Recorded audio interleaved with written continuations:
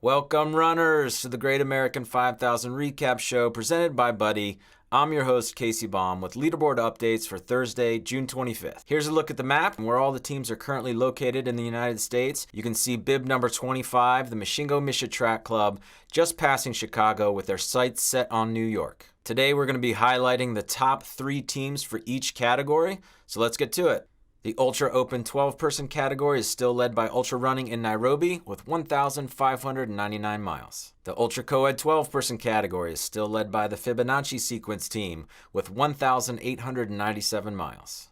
There's a close race in the Ultra Female 12-person category with New York Athletic Club at 924 miles and Team Studs close behind them with 909 miles. The Ultra Female 24-person category is still led by MRTT Vienna, no holding us back, with 1,043 miles. There also appears to be a somewhat close race in the Co-Ed 24-person category, but still led by Just Us Runners with 1,561 miles. And as mentioned earlier, the leader in the Open 24 category and the overall leader in the race is still Mashingo Misha Track Club with 2,317 miles. You might say they're running away with it. Dad joke. Way to go, runners. Keep it up. Joining me today is Mike Petrucelli from Team Derechos, currently in 4th place overall. Mike is running for some great causes, including sheltering our soldiers and running against ALS. I think you'll find his story very inspiring. I really enjoyed talking with him. I hope you enjoy listening to it. Well, Mike, thanks so much for joining us today on the Great American 5000 Recap Show. You are part of Team Derechos, and you guys are crushing the miles so far. How's everything going for you guys so far? Yeah, thanks for having me on. I really appreciate you taking the time. And yeah, so far so good with Derechos. It was a cool opportunity, as you know, Mike Wardian always seems to be reaching out to the running community. And even though I don't necessarily consider myself to be a runner, I saw an opportunity to join on his team. And after a brief Zoom meeting and some emails back and forth, we started getting things going. And then we've got some really strong runners on the team. So they're carrying the slower people like me. And it's just great to have some communication with some people. I had never met a single one of them before, but now I feel like I know a lot of them at a pretty deep level just from collaborating and putting this together. Yeah. Well, you say you don't consider yourself a runner, but I looked at the leaderboard, and I think you've put in about 96 miles so far this week. So I think that qualifies. Yeah, I cover a lot of mileage. It's usually very slow mileage. I've sped things up dramatically. I think I'm probably a good 2 minutes or so per mile faster during this than I am in my typical work, but it's cool, and it's something I feel like I've neglected. So it's nice for me to work on that a little bit. Get back out there. Yeah. Well, talk a little bit about your running background. You'd mentioned to me, you've done some ultra marathons, a 24-hour race, and you raised money for Shelter Our Soldiers. Do you mind giving us a little insight into that? Sure. Yeah. So it was, I think, toward about the end of 2017, I wanted to do a little bit of running just to get in shape, and then I came across the idea of an ultra marathon. It's like, that looks like it could be a pretty challenging experience, to say the least. So I looked into one. I found one that was local. It was a 24-hour event. And Shelter Our Soldiers was an organization that was founded by one of my students' fathers to support homeless veterans. And, having some military past, present in my friends and family, I figured it would be a good way to get back. So I got one of my buddies to sign on to the 24-hour race. A 24-hour race was my first official running event, and dove in there and suffered a lot through it. But we raised some money, we raised some awareness along the way, and really since then, I've just tried to use the running thing as a platform. A lot of people look at me like that's an awful lot. I did a 100-mile race the other year. I was supposed to do Eastern States this year, which was just canceled. So I'm gonna have to wait until next year for that one. Mm-hmm. And it's a nice challenge, but it does, because it is so challenging, it gets some attention. So for sure. I've used it to raise awareness, obviously, for Shelter Our Soldiers, and then more recently, after the an ALS diagnosis for one of my friends, we formed a foundation called Run Against ALS. And I'm trying to use running to promote that. And we're actually going to do, hopefully live, but possibly in a virtual setting, a charity 5K toward the end of August. How's everything with the with the virtual event? How are you finding the Great American 5,000 from a virtual event standpoint versus something that you do in person with a lot of other people? It's awesome, and that honestly caught me by surprise. Not this event in particular, but the whole virtual platform. I know that I had never even heard about a virtual event until probably April. So. And when that idea came out, I was like, I'm not really that interested. I don't know what it's going to bring to the table. And then I was checking in the Quarantine Backyard Ultra, and that's when I realized that there are some things that happen in a virtual race that can't possibly happen in a live event that are kind of cool. It's like, somebody's running around a coffee shop, someone's doing it on a treadmill, someone's, a guy that I've run in a race with did his version of the Boston Marathon on the roof of his building.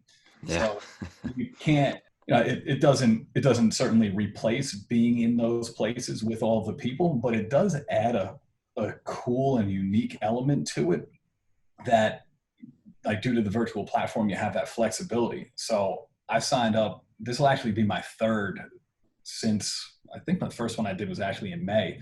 So I did a 6-hour event, and my road is about a half mile long. It gains like 180, 200 feet. And I just went up and down for 6 hours. Wow. I did a 100K that I stretched out over probably over 24 hours, just like, mowing the lawn, chasing the kids around and stuff like that. Yeah. But to be able to pick your own course is pretty cool. Yeah, it's there's a lot of interesting things coming out of this virtual event. I was talking with a guy just the other day, and to actually run across the country and do it in 3 or 4 weeks with a team, I mean, it takes a tremendous amount of resources to physically do it. You have to take off of work, you have to travel across the country and run on the roads, and it's just an incredible amount of logistics that you need to plan for. And so to be able to do it virtually, where you can sleep in your own bed every night but still get the feeling of traveling across the country, I think the sports backers are doing a great job, and they're onto something. And I think these types of events are going to be here to stay. Oh, absolutely. And I mean, if you had presented this idea to me in February, I probably would have been totally different. But like, I don't know, that's not my thing. I was like, we were 2 days in. I was like, I would sign up to do this again in like a few weeks from now, definitely next year. And in particular, like, you meet great people, as you were saying before. You meet great people in running, in any kind of community. A lot of the races I've done have been a little bit more locally formed. So, it's like a lot of people that are from like New York, New Jersey. The virtual atmosphere, we have people Colorado, Oregon, California, Virginia, like all over the place. And there are people that I may have never met in any way before. So to be able to share this experience with them, even though we're not together doing it, that's awesome as well. I mean, as you know, and I think you interviewed Karen the other day, and she's like one of the many incredible people on our team. Like, so many of them do so much, and it almost seems like every running event out there has some kind of cause, or has multiple causes or organizations that they're supporting. And then many of the individuals have their own thing that they're doing as well. So I think this is really great, in that you have Feeding America being supported, and then all of the different places that the individual runners are supporting. It's great to be able to draw inspiration from that, to see that so many people are digging in, putting themselves through a lot of miles, maybe a little bit of pain and discomfort here and there, but try to help somebody out in need. Exactly. You nailed it. I mean, it's an awesome event. Anything else that's on your mind? Anything else you wanna call out or bring attention to? No, I mean, I would just say it's, the Run Against ALS, our new foundation, and Shelter Our Soldiers. They're both somewhat small organizations, but like Shelter Our Soldiers has been established for quite a few years, so it's been able to make an impact. They actually have a few houses that are being renovated and they're being turned into like multifamily housing units for homeless veterans. And it's not just providing them with the housing, but it's also providing them with the resources so that they can work their way out of that and into a place that is their own afterwards. And then we're just hoping to get the ball rolling. Like Run Against ALS is very new. We just really pushed all the paperwork through probably a month or two ago. So the 5K coming up in August is going to be our first event. We're just hoping we can do anything possible to try to put some money into research, put some awareness out there for something that is so devastating without any cure or even really any like approved effective treatments. That's awesome. Thanks for everything that you're doing with that. It sounds like you guys, Team Derechos, you guys have some fantastic, inspiring people on the team. I spoke with Karen; she's doing a lot of work with Angels of the Fallen, and you doing work with Shelter Our Soldiers and the ALS. It's just awesome to hear. Thanks for raising awareness for these great causes and helping out these people. Yes, it's pretty cool. Be honest, like people like you who step in there to put yourself through a lot of pain to raise awareness. Like you run into so many of them, and you find yourself like if you're not motivated for your own reason, if you're not motivated for any kind of personal gain through the race, like there's 24 of us on Derechos that like every single one of them, like, when you speak to them or you see what they have in an email, they're getting you fired up to go out there and put out something better today than you did yesterday. Yeah. The team aspect of it is really what's keeping everyone motivated and moving forward. So it's been great. It's been super awesome. Well, Mike, thanks so much for joining us today. I really appreciate it.